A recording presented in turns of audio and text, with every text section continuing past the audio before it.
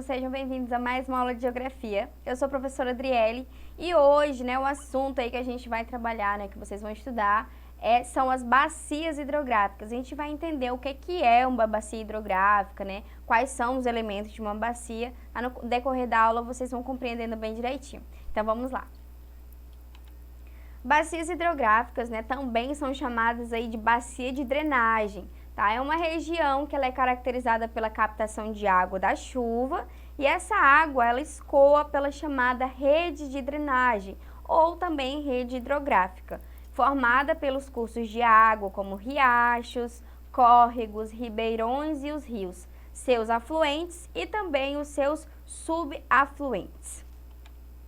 Aqui a gente tem uma imagem, para vocês verem aí o que é uma bacia hidrográfica, Ela é esse conjunto aí, de rios, de lagos, de afluentes, de subafluentes, tá? Elas podem ser definidas como a parte aí do relevo, que é abastecida por um rio principal, seus afluentes e os seus subafluentes. Esses últimos, eles são pequenos rios, tá? Esses subafluentes, eles são pequenos rios que desaguam em rios intermediários, que são chamados os afluentes, que desaguam no rio principal, Então, é por isso que é chamada aí de bacia, de bacia de drenagem ou bacia hidrográfica, que são rios que eles vão desaguando aí dentro de outros rios até chegar aí ao rio principal. Geralmente, o rio principal, ele é o maior rio que existe nessa porção do relevo, e é ele que dá o nome para a bacia hidrográfica. Os rios que desaguam nele compõem todo o restante da hidrografia regional. Para distinguir aí uma bacia de outra, usamos partes mais altas do relevo, que chamamos de divisores de água, pois são nessas áreas que as águas são separadas de uma bacia para outra.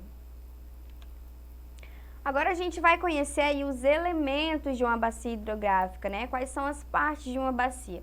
Entre os elementos que compõem essa bacia hidrográfica, não há um que seja mais ou menos importante do que o outro. Afinal, trata-se de um conjunto de rios e todos têm sua devida importância para o desenvolvimento da bacia. Aqui a gente vai ver, alguns dos elementos de uma bacia. Não significa que só existam esse, tá? Mas aí a gente vai ver os principais elementos de uma bacia hidrográfica, tá? Lembrando, não é que um seja mais importante do que o outro. Todos eles cumprem, todos eles são importantes e têm o seu papel principal dentro de uma bacia hidrográfica. Temos aí o rio principal, que é o rio que tem o maior volume aí de água localizado na região delimitada, do relevo. Esse rio, ele dá o nome à bacia, sendo o mais importante, tá, nesse quesito, porque ele é o mais utilizado, seja para o transporte, para a agricultura, para a geração de energia. Temos aí o afluente, que é o rio intermediário, ali, ele alimenta o rio principal, Grandes bacias hidrográficas, elas possuem vários afluentes, tanto do lado esquerdo quanto do lado direito do rio principal. Temos também os subafluentes, que são os rios de pequena vazão, que desaguam ali no afluente do rio principal da bacia. E esses pequenos rios são importantes, pois alimentam todo o sistema, sendo em muitos casos a nascente da bacia. Viram aí que um vai complementando o outro? Subafluente, ele completa o afluente e o afluente vai completando aí o rio principal, Eles precisam de um do outro para continuar existindo. Temos aí o divisor de água, que é a área onde se delimitam as bacias hidrográficas, localizada na área mais alta do relevo. Nessa parte a gente tem o quê? A separação das águas que escoam aí de um lado para o outro. Então o divisor de água ele vai ficar no meio dessa separação das águas que estão escoando, tá? Temos a várzea também, que é quando aí há a época de cheio dos rios. Essa água ela vai transbordar para as margens mais baixas que os acompanham. E essa área, ela suporta as águas que transbordam, tá? Por isso ela é chamada aí de várzea. E temos também a foz, que é o local em que o rio deságua em outra área com água, podendo ser outro rio, lago, lagoa ou até mesmo o mar. Aqui a gente tem, né, um esquema aí para vocês, né, um exemplo dos elementos de uma bacia hidrográfica. Tem outros elementos aqui que eu não citei, tá? Mas vocês podem estar olhando, ó, temos aqui a nascente, né, que é o local onde a água subterrânea brota para a superfície, iniciando a formação de um curso de água. Estão vendo aqueles pontinhos tracejados ali na imagem? Aquele ali é o chamado divisor de águas, tá? É o que divide aí as águas que vão escoar, né, de um lado do relevo para o outro lado. Temos também o chamado lençol freático. Esse lençol freático, ele é um conjunto de águas que se depositam naturalmente no subsolo, tá? E temos o afluente, como eu falei para vocês, temos os subafluentes, a foz e temos também ali o fundo de vale. O que é esse fundo de vale? São as áreas que elas são próximas aos rios e córregos que geralmente sofrem inundações. Estão vendo aí que uma bacia hidrográfica, ela não é algo simples, né? Ela é formada por vários elementos. Esses elementos, eles são muito importantes na formação dessa bacia e eles são ali codependentes um do outro, né? Os afluentes, subafluentes, né? O rio principal, todos eles precisam de um do outro ali para continuar, né, existindo, para poder a bacia continuar existindo. Agora a gente vai conhecer um pouco das bacias hidrográficas aqui do Brasil, né? Temos várias. O Brasil ele possui aí cerca de 12 regiões hidrográficas ou 12 bacias hidrográficas, né? Das quais 8 se destacam, tá? A gente tem aí a maior, que é a bacia amazônica. Temos bacia do Tocantins, Araguaia, bacia do Parnaíba, do Paraguai, Paraná, enfim, tá? Temos muitas bacias. A gente vai conhecer um pouquinho aí dos detalhes de cada uma delas, se tratando das principais, tá? Porque são muitas. A Amazônia, como eu falei para vocês, tá? Essa é a imagem da bacia amazônica. Ela é a maior bacia não só do Brasil, como do mundo. Ela banha aí outros 6 países da América do Sul. Seu principal rio é o Rio Amazonas. Lembram lá no exemplo que o rio principal é o que dá o nome da bacia hidrográfica? Então, observem aqui, a bacia amazônica, né? O rio principal é qual? Rio Amazonas. Por isso que ela recebe esse nome de bacia amazônica.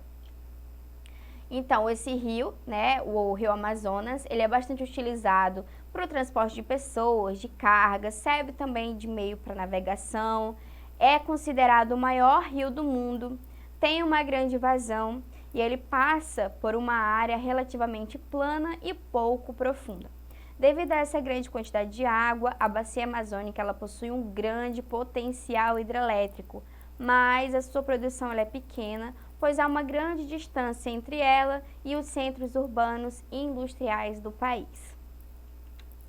Temos aí a bacia do Tocantins-Araguaia, tá? É uma bacia genuinamente brasileira, em que seus 2 principais rios são o quê? São o Araguaia, que é o principal afluente, né? E o Tocantins, que é o rio principal.